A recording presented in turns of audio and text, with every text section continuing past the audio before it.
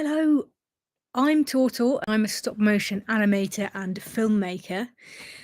And I started animating about 19 years ago when I was 17. So a very long time ago now.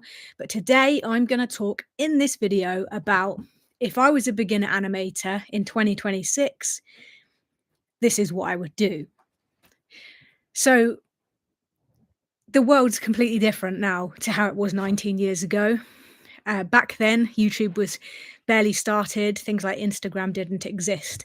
If I was starting stop motion again today, I would take advantage of things like Instagram Reels, TikTok, and YouTube Shorts.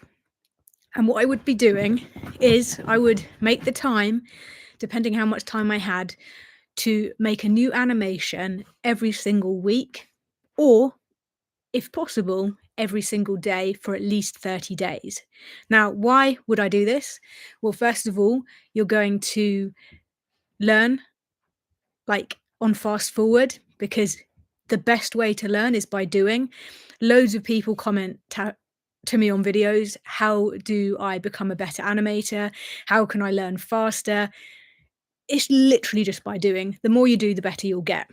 But I think it's important to also document what you're doing from the start. So yeah, it's not going to be great when you first start out with stop motion. Things are going to look a bit messy, a bit squiffy, and it won't be your best work. But put it out there, because people love to see progress and your journey and how you develop.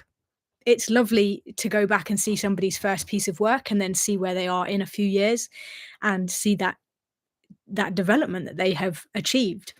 So if you're new to stop motion, my first piece of advice would be to just keep making and try and be consistent. Try and motivate yourself to spend an hour each day, or maybe a couple of hours a week. It's all dependent on how much time you have, but put out a video a day or a video a week. Post them, whichever platform you enjoy the most. Maybe just stick to one to start with, or post the same animation in different places, and just start documenting your progress and holding yourself accountable. The other bit of advice, and the other thing that I would do if I was new to animation in 2026, also, if you hear a weird noise, it is my dog, it's not my stomach. She's called Willow and she keeps bringing me a ball. Yeah, the other thing I would do is, after playing around and getting a feel for what it is that you enjoy, maybe that's working with clay, or maybe you like paper, or perhaps you like making puppets, whatever area of stop motion animation that is really getting you going and you're enjoying the most, focus on that. Because if you can master one specific area and get really good at a specific style, then people are going to come to you for that style. If you're looking to do animation professionally, build up a portfolio of work and potentially work with brands and clients, then one of the best ways of doing that is to have a style. And that could be that you always work with paper. So every animation you do, explore paper in a different way and start really building up and finding that really specific, unique way of animating that you love, that you're good at, and that people can then be, oh, that's the person that animates in this way. We love that, and we're going to come to you. Because one of the things I did was, and again, you can do this, I tried a bit of everything. So I love everything. I did animation with clay, with paper, with objects, everything that you can think of. But it sort of made me kind of a generalist animator. So I wasn't known for a specific look or a specific style. And yes, I've had work and I have worked with brands and clients, and that's been great. But I found that the older I've got and the longer I've been in the game, and the more that the internet's developed and the more people that have got out there putting their work online, the less work I get and the harder I find it is to pitch myself for jobs. Because if a client is looking for a specific style, and I can do that style, but I do all sorts of things, somebody who's consistently just doing that style, they're more likely to go with that animator. So if you can, narrow yourself down to maybe 1 or 2, maximum 3 styles that you do consistently that you're really, really good at. It could be that you're brilliant with clay. Maybe you also really love working with Lego. Maybe you could do some stuff where clay meets Lego. But try and carve yourself out a little identity and something that's recognizable. So when somebody sees one of your animations, they automatically know that it was you that did that piece of work. It's got your fingerprints on it, quite literally, if it's clay. But I think that that is something that I would do differently. Is I would find a thing that I really enjoyed and sort of focus in on that and just keep doing that type of animation for a long period of time, so that I had a more substantial body of work on a specific style. But then if a brief came up and I could pitch for work, I would just have this massive amount of examples in that specific style to pitch. Other things that I think are good if I was going to start again and be a beginner in 2026, there's so many resources out there now on the internet, ways to learn, tutorials. Don't be afraid of anything. Like, if there's something that you've not done before, every animator, no matter how experienced you are always learning. Like, I've not animated everything that exists ever, and every time you animate a character, that character is going to move in a different way because they're feeling a different thing or there's a different action. You're never going to know everything, and the only way you learn is by doing. So challenge yourself, push yourself, do things that feel uncomfortable, do things that you don't know how they're going to move, and just figure it out. Watch a tutorial, look at what somebody else has done to help guide you, or just get some footage, film yourself performing something, or film whatever it is that you want to have a go at, and use that reference, really analyze it, slow it down, and just give it a go, because we're always learning and you're never ever going to know everything with stop motion. I think that's one of the amazing things about it, is it's sort of a lifelong problem solving exercise, in that everything you do is usually new. Maybe you've done something with clay, but you've never done it with paper. So sorry, my dog is wanting attention. Willow, bring it here. Good girl. She's a nuisance. She sleeps all day, and as soon as I go live, she's like, play with me. Yeah, so those are some of my top tips for if I was going to be a beginner and starting again in 2026. There are probably many other things that I could say. I've just noticed someone's commented something about animations. Yes. Probably I'm gonna. Is it Rebecca? That's your name. Yeah, studying other animators frame by frame. That is something that I did, and it is really useful, and you should definitely do it. So, say there's an animation that you see that you really love on Instagram or on YouTube. On YouTube, you can actually, on a video, use the full stop key to go forward 1 frame, and you can use the comma key to go backwards 1 frame. So you can literally like tap tap, and then you can see it frame by frame. It's so useful because you learn so much just how other animators approach things.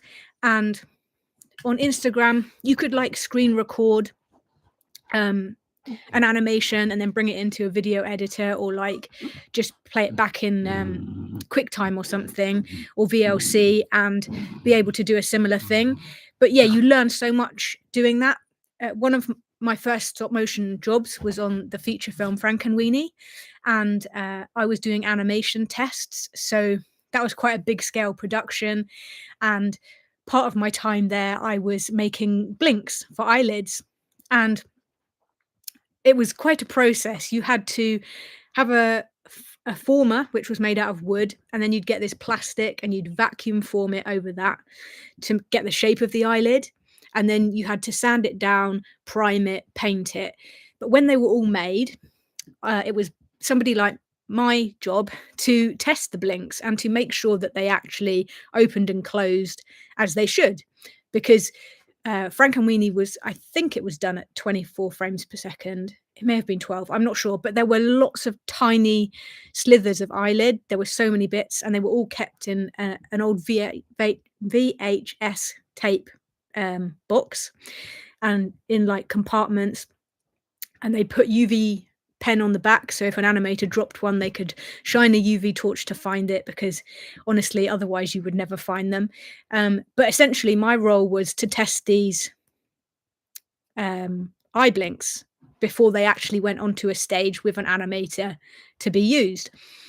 But on the computers there, when you're in one of the test booths, you can see all of the tests that all of the other animators have done. And you can also see all of the shots that the animators were doing, like on the actual studio floor. So I would find one. There was one, it was a drink being spilt or someone dropping a drink, and there was like water moving. I think they'd used cling film and some other things. And bearing in mind, I was quite early on in my career at this point. It was, I think, 2010. So it was a while ago. And I was just so curious and I just wanted to learn. So I just was watching it frame by frame. And then I had a notepad and I was writing down the timings just because I wanted to try it myself and learn. So I definitely recommend, if you see any animation on any platform, screen record it. You can even screen record on your phone and try and go through it frame by frame, because it's amazing how much you can learn that way. And I don't think there's anything wrong with even copying like how somebody's animated something to learn, because for example, fluid animation, when you're working with clay and you want something to look like it's liquid, that can be really, really difficult to begin with. You have to do very, very subtle changes and movements, and sometimes it's just mind-boggling to know how to do that. And often people will have done a kind of a pre-visualization thing where they've maybe animated it in CGI first, and therefore they know how the fluid should perform, and they use that as a live action reference where you can essentially go through that live action footage frame by frame as a guide when you're animating. But when you don't have the luxury of being able to do that, I think it's perfectly okay to get someone else's animation and use that as a guide to create your own, just for a purpose of learning. Yeah, so watch other people's work. Also, be observant and study the people around you. When you're out having a coffee, when you're just walking down the street, every single person that you encounter has a different walk, and they move differently and they have different mannerisms. And some people are really quirky, and it is really it's quite fun to just watch people and to just note down behaviors and things that you like that you could bring into your own character performance. So yeah, be observant. That's another thing that I would recommend. If I was a beginner again, I would be people watching as much as possible, and also taking a notepad and just sketching, because with stop motion, like, you don't have to be good at drawing. A lot of animators aren't. If you look at their storyboards, they're really ugly and sometimes they don't look great at all. But I think it's a really good skill to just be sketching and getting ideas and trying to develop your drawing skills as well, especially if your ambition is to perhaps become a director and work with other people. I really struggle with storyboards still, but it's a really good way to communicate to other people what it is that you're trying to say with your story, and how you want your animation to look. So yeah, I think those are my main tips if I was going to start again and be a beginner. Like I say, it's so different now, and I think people need to take advantage of social media. I know it can be toxic at times, but you can create an anonymous account and just be posting your animation every day, and nobody needs to know that it's linked to you. And I think it's good to hold yourself accountable, to share your work with others, and again, to just build up that portfolio of work, because if you're looking to apply to college or university or to a job, they're all looking at social media now. They're all seeing if you are putting stuff out there and if you're really committed and dedicated to what you're doing. So I think it's sort of like expected, if you're a creative person, that you've got some sort of online portfolio.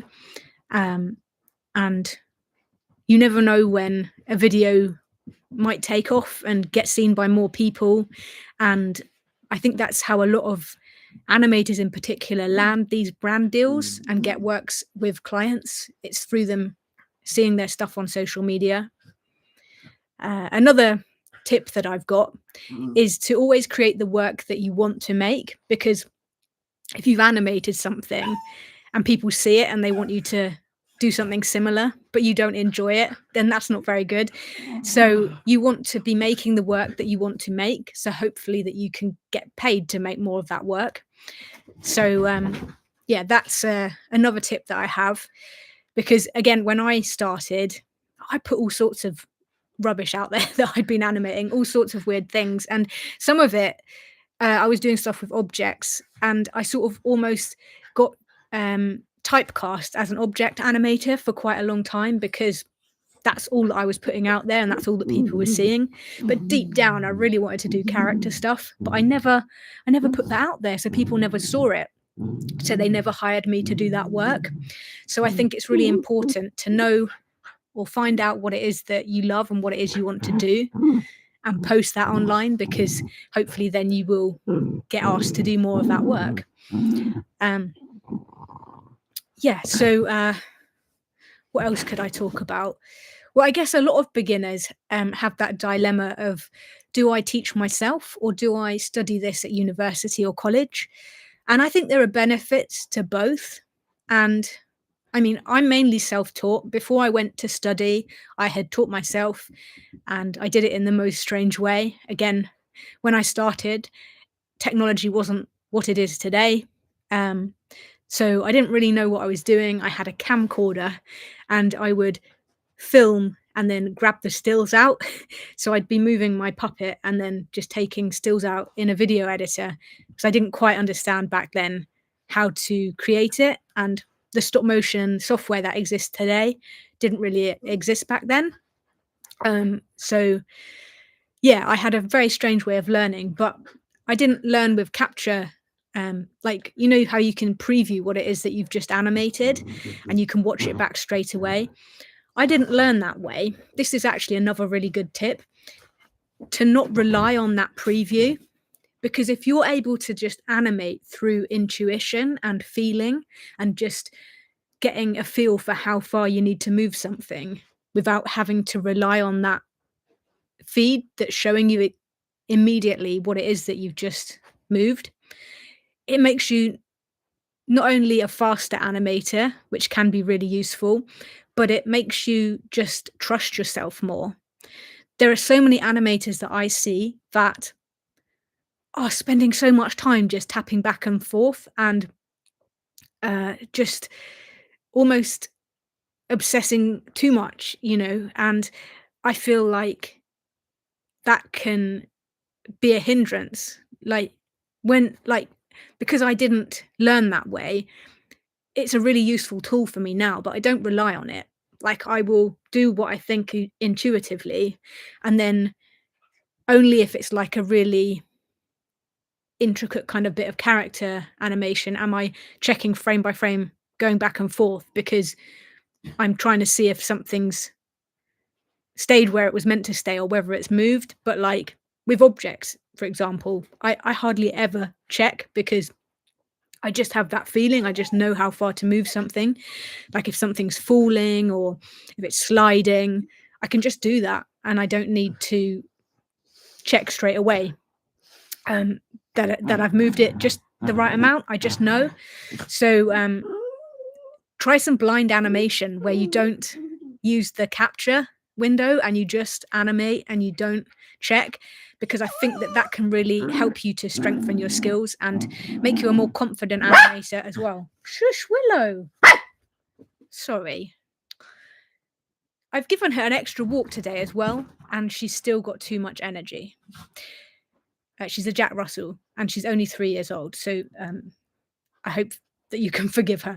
But yeah, so yeah, I was saying, should you teach yourself or go to university? I think you learn a lot teaching yourself. Oh, someone said something. The YouTube. I love doing that. Yeah, it's like the old way. Exactly. I admire the masters and the pioneers of stop motion so much because they were so much more skilled in many ways because they just couldn't rely on seeing it straight away. One of my big inspirations is Ray Harryhausen, who I was so fortunate I got to meet him once. But they had to wait till the next day because they were shooting on film and then it had to go off to be processed. Can you imagine that? And then if it isn't correct, you have to start again. Oh my goodness, we're so lucky these days. But yeah, it is definitely a good way to strengthen your skills if you can delay the satisfaction of seeing it back and to just try and do it by feeling. It's also really interesting when you do that and just feel your way through to just sometimes you surprise yourself at how good it looks. So yeah, definitely give that a go. With going to college or university, there are benefits. Of course, it's very expensive. That's a negative. And also, it doesn't guarantee a job, also a negative. But the positives are when you go to university or college or wherever you're studying, you have got this time that you have dedicated to your craft. And other than perhaps a part-time job, you're solely focused on developing your animation. And that is invaluable because the older you get, especially when you reach adulthood and you have other responsibilities and you have to earn money and everything, the more you realize how much of a luxury it is to just have dedicated time to spend on your art or your craft. And oh, someone said, what's their name? My dog's called Willow. Willow, hello. Someone says hi. She's wagging her tail. Yeah, it's very hard to set aside time to dedicate to what it is that you're doing because you have other responsibilities and it's not often a priority to be doing your animation. So university and college can be great for just allowing you that time to just focus on your craft and also developing your own style. Like I was saying before, if I was new to animation in 2026, I would really lean into whatever it was that I enjoyed the most and start trying to create my style and a body of work in one specific type of stop motion and technique. Because I think once you have this voice, this style, this identity that people know if they see something it's animated by you, that's when you can really start selling yourself to clients and brands and getting work. Oh, thank you so much. Oh, thank you, YouTube. That's my first ever super chat thingy. Thank you so much. And hello, I'm in London, UK. So it must be, what time is it there? It must be about, is it about lunchtime? I'm not sure. But yeah, hello. Yeah, so I have always done that thing where I spread myself too thin, a bit like when people say you're a jack of all trades and a master of none. With my animation, I sort of have tried everything and have this very diverse portfolio, but it hasn't really done me many favors with getting work because I'm not really known for a style. And I think sometimes it might be difficult for someone to see my work and know that it was done by me.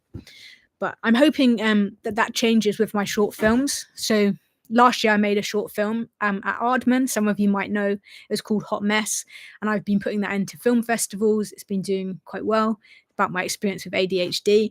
And this year I've made a second film. The postcards arrived today. It's called Stumbling Blocks. And that's about to go into festivals too. But I think I'm starting to find my voice eventually. it's getting there, finally even. And I think that people are going to start to see a film and know that it was done by me, because I do have a strange way of working, which is a bit unusual for animation filmmakers. A lot of animation filmmakers, you plan meticulously, like I was saying about storyboarding, and you create animatics and everything. I don't do that because I think of my ADHD. Willow. Sorry, everybody. I have an idea and I write a shot list and then I just launch straight into animation, because if I plan it, I get so, I don't want to say bored, but I guess I get bored of the idea that I don't want to do it anymore. I find it hard to see things through and finish them. So I don't really plan. I just go straight into the animation, almost as if it's live action, and I will animate from an angle and then I will bring it into the edit and I'll see how it looks. And then I'm like, maybe I could cut to this shot or that angle. And then I go back in and I animate a bit more. And I just sort of bob in and out of all the different parts of filmmaking, add a bit of sound on, go back to animating, and then bring it into the edit. And I just work things out that way. And that works for me. I've made both my films so far in that way. I think eventually I might have to get better at storyboarding, because the other problem with short filmmaking is getting funding to make the films. I was very lucky with this film. I got some money from a charity, not a lot of money, but I got a small amount, which I managed to get just by writing out my idea with words, and they just trusted me, which was very, very lucky. But I've since been trying to pitch for a third film without storyboards, and it hasn't gone very well. Everybody has said they want the storyboards, so that is something that I'm going to have to learn. But I think because I animate more spontaneously, that my films have this different quality. At least that's what people have been saying. A few festivals I've attended, they've said, your animation feels different, and they couldn't pinpoint why. And then when I explained how I animate, they were like, oh, maybe that's it. Maybe it's that it's just more spontaneous. It's like a performance. I think often animators can overplan. People like, for example, if you're working on a TV show or if you're working on a feature film, you have to rehearse it, you have to block it, because that's what's expected. The director will want to know that the character's going to hit a certain point in the scene and that the animation's going to last a certain duration of time. And you can't guarantee that when you're just doing it on a whim like I do and just a performance. So it has to be blocked and planned. I hate that. I could never work on a feature film as an animator like that, or a TV show for that reason. And I do think it's probably down to my ADHD. But yeah, I think this is the other thing that I've learnt recently, actually, and this is advice that any beginner can also take on board, is just do things the way that works for you. I spent so many years feeling like I had to do things a specific way, and this was partly drilled into me from going to university to study. So they say, you must do storyboards, you must do an animatic, you must follow these different rules, and I tried to do that. And I tried to put myself in this little box. I need to be doing these things to be a filmmaker. But it was very uncomfortable for me and I got stuck. It's almost like when you're writing an essay and you don't know which order to put the paragraphs. I was a bit like that with my filmmaking. I'd have an idea and I sort of knew what was going to happen, but I found it very difficult to structure it. And then when I made a film last year, Aardman, and I was struggling over the same things, I just decided to ignore what everybody was saying, to just trust my vision and what I saw in my head, and to just do it my own way, in the way that I've just described, by launching straight into animation and figuring it out in the edit. And it worked. And the film has been doing really well. It's done like so much better than I could have ever expected. It's played at over 100 festivals in over 20 different countries and has currently won 25 awards. So you couldn't get much better than that. And I did it in not the way that people say you should. So do whatever works for you. If anybody says to you you shouldn't do it that way, don't listen to them. Because the other thing that I've learned is people are going to love you and people are going to hate you, and that is fine. And I think all successful people are a little bit polarizing like that. I think a sign of that you're doing the right thing is that some people think you're amazing and some people don't. So never listen to the haters or the people that don't understand you. Just do things your own way, trust yourself, and just keep going. Just keep animating and never give up. So yeah, that's my top advice for everybody here. If anybody's got any other questions or anything, please do drop them in the chat. I'm more than happy to answer any questions, anything related to what I've been saying or perhaps something unrelated. It's all okay with me. I am doing these live videos in the hope of you getting to know me better and maybe me getting to know some of you better, and also to just share as much knowledge as I can to help people. I think I've struggled a lot with this channel and like who my target audience is. And I started off making tutorials and thinking, you know, I'm helping people learn stop motion animation, and that worked for a while and I quite enjoyed it. But in recent years, I realized I'm neurodivergent and I have ADHD in particular. That can cause havoc with your professional life and getting stuff done. And I have become super passionate about helping other neurodivergent people and creatives with ADHD to fulfill their dreams and to try and use what I've learned about myself to help others that are struggling to be consistent and to achieve things. So I think that that's the way that this channel is going to go. Of course, I'm still going to be always making it related to creativity and stop motion animation, but also just throwing in the little odd bit about ADHD and being neurodivergent and how I've overcome that, because I think that that can be valuable to anybody. So hopefully that appeals. I'm still figuring things out. I think I'm going to learn a lot with this live series. The more that I do, the more that I learn. Just like I'm saying to you, just keep animating, just keep trying things. Be brave, put yourself out there.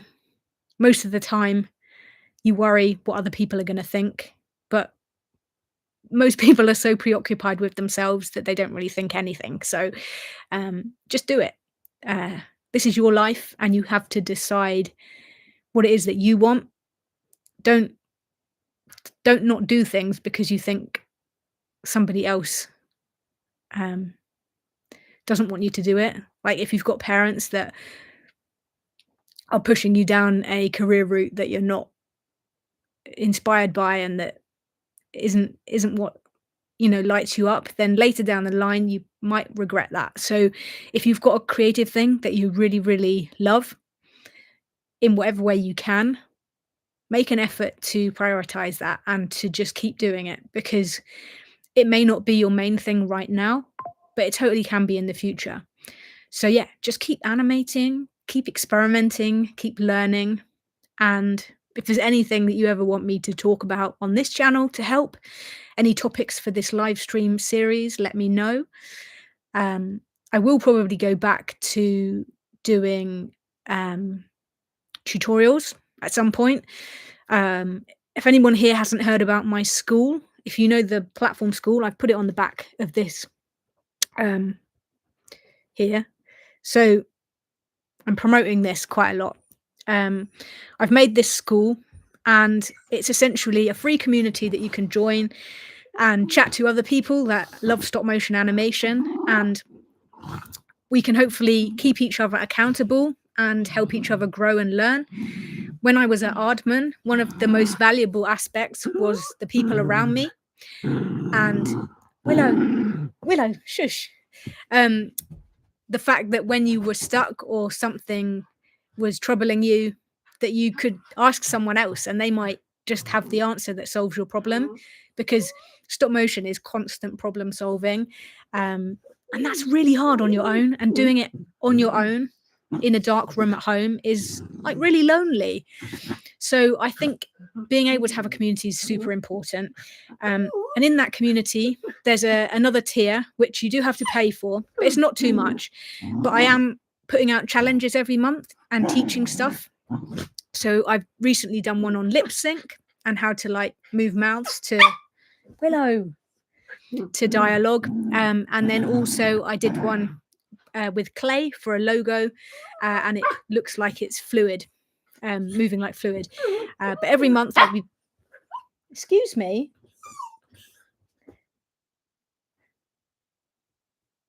You're going to be quiet. Everybody's going to get fed up with you. Yes. Every month I'm putting out new challenges. So if there's something that you want to learn and you're part of that community, then let me know as well. But yeah, that's about it. Unless anybody's got any more questions, then I might just end it here. But thank you very much to everybody for being here. I hope that there was some value in what I said and that you've enjoyed it. And I'll be back again tomorrow.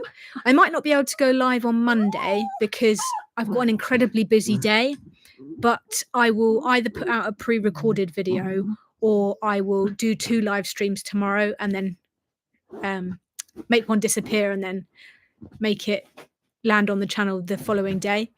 But yeah, thank you very much. Enjoy your weekend. Have a good one. And I will catch you again either tomorrow or maybe next week. Yeah.